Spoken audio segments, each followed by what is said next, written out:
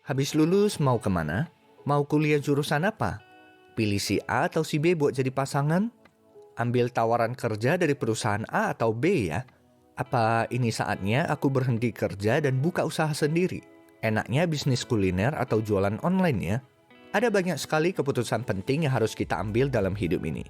Salah mengambil keputusan bisa berakibat fatal.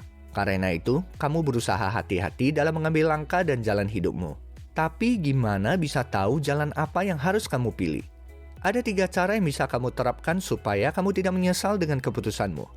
Pertama adalah skenario di mana kamu memiliki sangat banyak pilihan akan suatu hal yang harus kamu putuskan dan kamu bingung untuk memilih mana yang terbaik. Ini dinamakan paradox of choice oleh psikolog Amerika bernama Barry Schwartz. Misalnya kamu memiliki banyak skill dan koneksi sehingga banyak tawaran kerja yang bisa kamu pilih begitu lulus kuliah yang membuat kamu bimbang. Begini cara memilihnya. Sebelum mengambil keputusan, kamu harus punya kriteria terlebih dahulu apa yang terpenting menurutmu, apa yang benar-benar kamu inginkan, dan apa yang kamu cari. Setelah kamu tahu apa yang kamu mau, listkan satu persatu pilihan-pilihan yang ada dan bandingkan hanya 2 pilihan dalam satu waktu. Menurut penelitian, otak terbukti paling efektif dalam mengambil keputusan kalau hanya ada 2 pilihan. Ya atau tidak, 1 atau 2. Jadi kalau kamu punya 8 pilihan, kamu bandingkan dulu setiap 2 pilihan mana yang menurut kamu terbaik. Setelah itu, persempit pilihan kamu lagi sampai kamu dapatkan satu yang terbaik. Tapi gimana kalau kamu nggak tahu apa yang terbaik buatmu atau kamu nggak yakin yang kamu mau itu ada di antara pilihan-pilihan itu? Mentor saya pernah mengajarkan metode sederhana yang sangat efektif untuk mengambil keputusan. Waktu itu saya baru mau menikah dan bingung dalam memutuskan tempat tinggal pertama kami. Budget saya hanya sedikit dan hanya pas-pasan untuk membeli properti sederhana. Saya punya pilihan antara apartemen kecil yang lebih praktis atau rumah sederhana. Kalaupun sudah memilih antara rumah atau apartemen, masih ada keputusan lain yang harus saya ambil, yaitu mau cari properti di lokasi mana. Nah, ini cara yang diajarkan mentor saya. Duduk tenang dan tuliskan plus minus atau untung rugi dari masing-masing pilihan yang ada sebanyak-banyaknya. Misalnya, apa plus minus memilih rumah dibandingkan apartemen? Apa plus minus memilih di lokasi A dan B?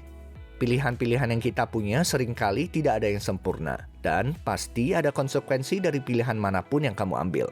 Bahkan terkadang kamu diperhadapkan dengan hanya pilihan-pilihan yang buruk. Di antara yang buruk, pilihlah yang terbaik.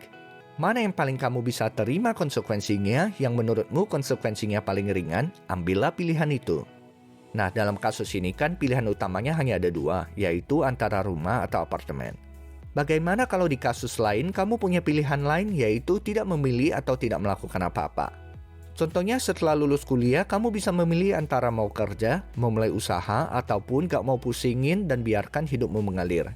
Dr. Jordan Peterson, seorang psikolog terkenal Amerika, berkata, dalam mengambil keputusan itu, selain mempertimbangkan plus minus dari pilihan-pilihan yang ada, kamu juga harus mempertimbangkan plus minus dari tidak melakukan apa-apa alias tidak memilih apa-apa.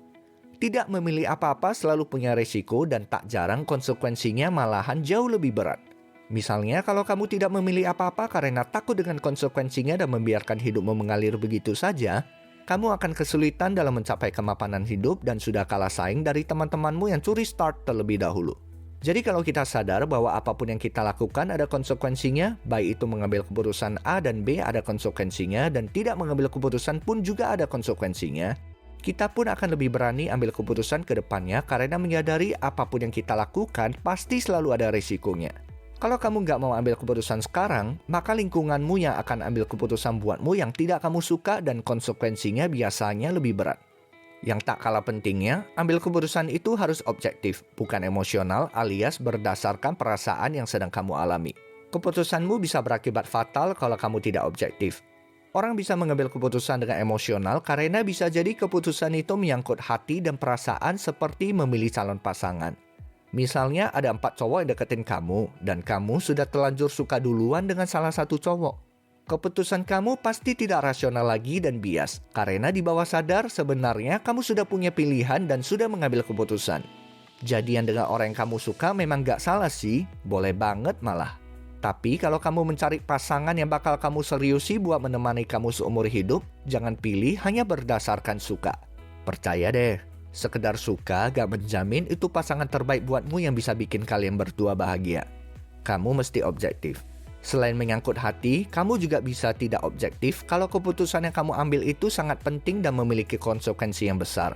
Kamu pun jadi tidak bisa berpikir jernih karena tekanan itu. Misalnya saat kamu harus membuat keputusan penting yang menyangkut masa depan kamu. Sadar gak sih, kita itu gampang banget dan jago banget kasih saran buat teman-teman kita gak peduli seberapa rumit pun masalah mereka. Tapi kalau buat diri kita sendiri, rasanya susah banget. Kita overthinking dan takut salah langkah sehingga mengkalkulasi berlebihan segala resikonya. Tapi kalau itu keputusan buat orang lain, kita merasa nothing to lose. Kita merasa gak ada resiko buat kita sehingga kita bisa gampang memberi saran untuk membantu orang mengambil keputusan. Jadi solusinya sederhana biar bisa objektif. Kamu harus bisa berimajinasi seandainya bukan kamu tapi temanmu yang di posisimu, apa saranmu buat dia?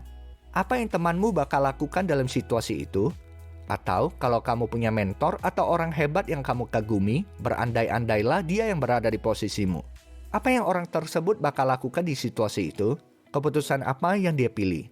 Dengan berimajinasi bahwa itu bukan menyangkut hidupmu, kamu pun bisa lebih objektif.